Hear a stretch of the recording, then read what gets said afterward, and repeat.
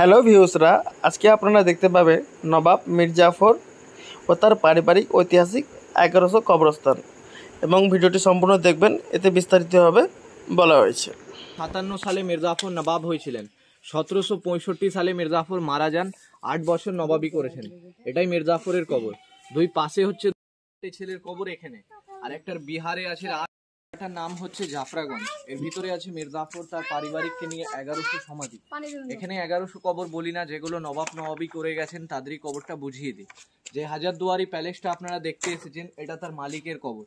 এনার নাম হচ্ছে নবাব নাজিম হুমায়ুন জা। এই হুমায়ুন জা ছিলেন মির্জাফরের পঞ্চম বংশধর।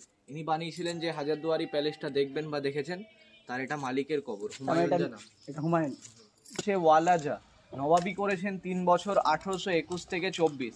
3 নম্বর কবর যেটা আছে হুমায়ুন ঝার কাকা, এনার নাম আলিজা। ইনি 11 বছর নবাবী করেছেন 1810 থেকে 21। হাজারদুয়ারির ভিতরে যখন যাবেন বা গিয়েছেন, এসব নবাবদের ছবিগুলো আপনারা দেখতে পাবেন। সামনে যে সাদা বাড়িটা দেখেছেন তো, ওটাকে বলা হয় ইমাম বাড়ি। মহরমে 10 দিন খোলা ছিল, এখন বন্ধ আছে। ইনি বানিয়েছিলেন। এনার নাম হচ্ছে নবাব নাজিম ফেরাদুন জা। প্রথম যে কবর আপনাদেরকে দেখালাম হুমায়ুন জা, তার ছেলে এটা ফেরাদুন জার কবর। হুমায়ুন জার ছেলে এটা।